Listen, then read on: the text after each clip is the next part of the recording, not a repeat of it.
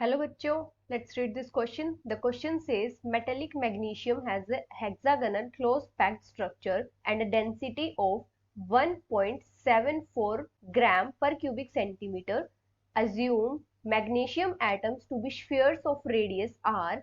74.1% of the space is occupied by atoms. Calculate the volume of each atom and the atomic radius r.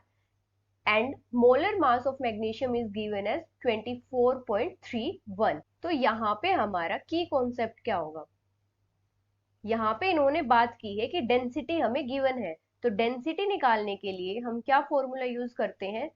Z into M divided by N A into A का cube. यहाँ पे Z क्या होता है? हमारा total number of atoms in a unit cell. m क्या होता है? Molar mass. और n होता है हमारा Avogadro number.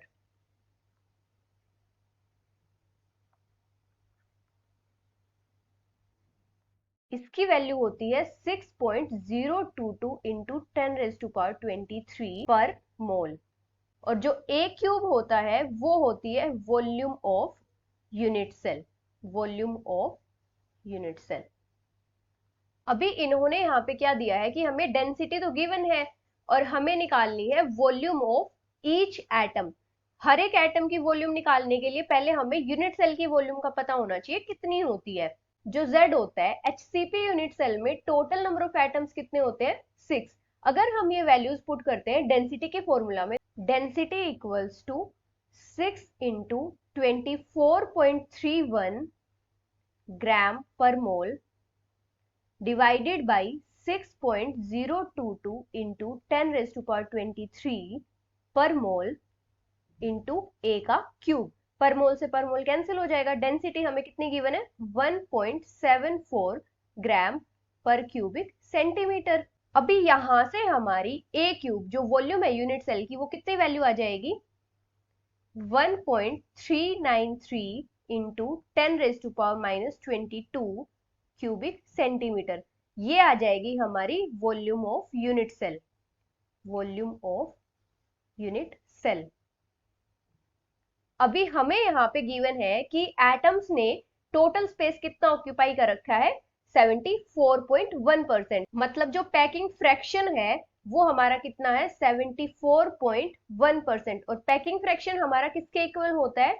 Volume occupied by atoms, occupied by atoms divided by total volume of unit cell, total volume of unit cell into 100। अगर हम इसको थोड़ा और सिंप्लीफाई करें तो पैकिंग फ्रैक्शन हमारा कैसे होता है? हमारी टोटल जो वॉल्यूम होती है एटम्स की वो कितनी होती है? नंबर ऑफ एटम्स या फिर number of lattice points into volume of each atom divided by total volume of unit cell, total volume of unit cell into 100।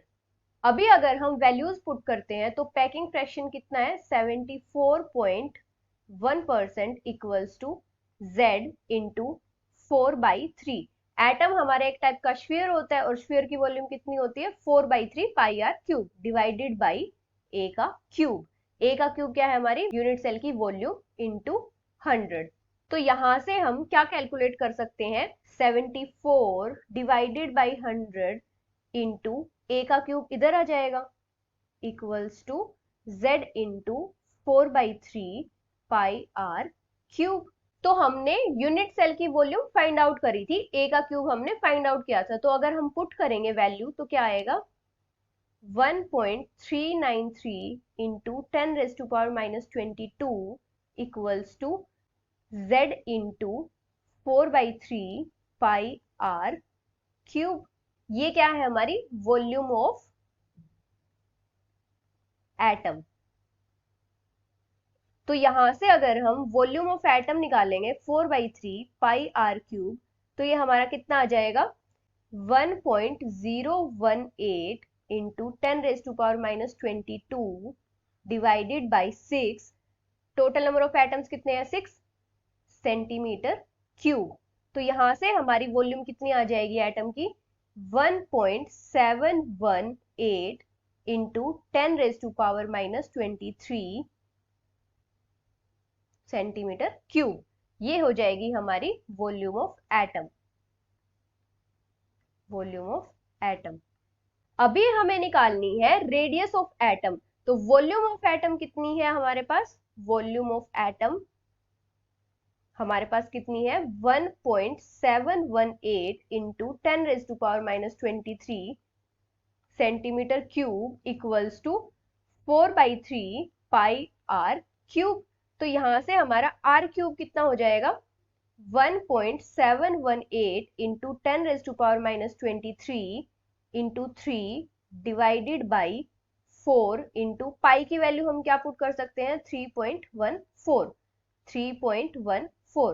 तो यहां से हमारी इसको सोल्व करने के बाद आर की क्या वैल्यू आ जाएगी 1.60 इंटू 10⁻⁻8 सेंटीमीटर। अभी 1 आर्मस्ट्रॉन्ग हमारा कितना होता है 10⁻⁻8 सेंटीमीटर। तो इसकी जगह हम आर्मस्ट्रॉन्ग पुट कर सकते हैं। तो आर हमारा कितना आ जाएगा 1.60 आर्मस्ट्रॉन्ग। ये हो जाएगी हमारी radius of atom. Radius of atom. So this is the final answer.